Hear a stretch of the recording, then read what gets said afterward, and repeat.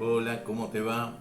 Dios es exclusivo y excluyente. ¿Qué significa esto? Muy bien.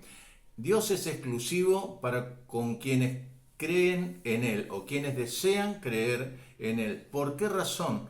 Porque Él no acepta que quienes creen en Él crean también en otros dioses. Dios es un Dios celoso y dice en su palabra en Éxodo capítulo 20 versículo 3, el primer mandamiento de los 10 mandamientos es justamente este: no tendrás dioses ajenos delante de mí.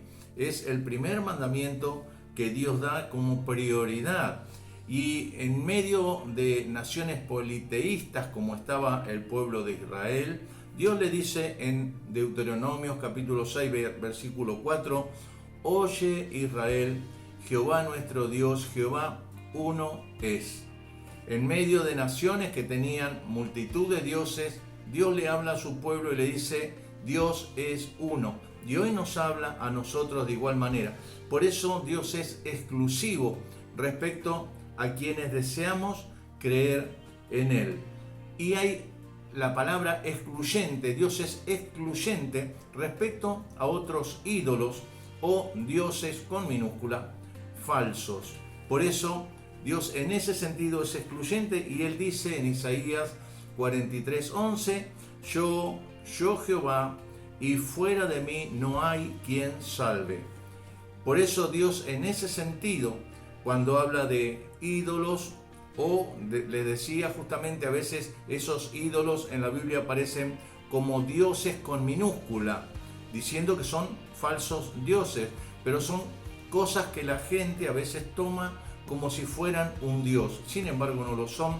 Por eso Dios aclara esto y Dios es excluyente, absolutamente excluyente respecto a esto.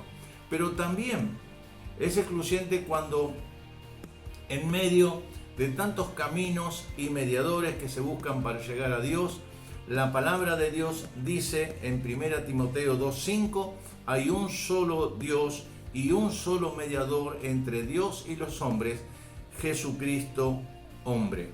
Por eso la palabra de Dios es tan severa, tan literal, tan básica en esto, tan fundamental. Hay un solo Dios y un solo mediador. Es tan cierto que hay un solo Dios como que también hay un solo mediador entre Dios y los hombres, Jesucristo. Entonces es importante que entendamos esto. Dios es exclusivo para con los que creen en Él y es excluyente respecto a ídolos o dioses falsos. Entonces, que podamos entender esto hace que podamos entender la naturaleza de Dios y cómo Dios quiere que lo veamos a Él. Dios quiera que esta reflexión y esta parte de la palabra de Dios nos haga reflexionar y nos haga ver realmente cómo debemos comportarnos y cómo debemos verlo al Dios eterno, al Rey de Reyes y Señor de Señores.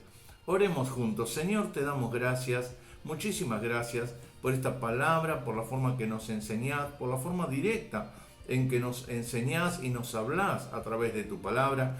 Te pedimos que nos des la sabiduría y la gracia para poder entender, pero también que podamos obedecer a tu palabra y creerte solamente a ti. Te damos gracias por tanto, Señor, en el nombre de Jesús. Amén. Que Dios te bendiga, te mando un abrazo enorme.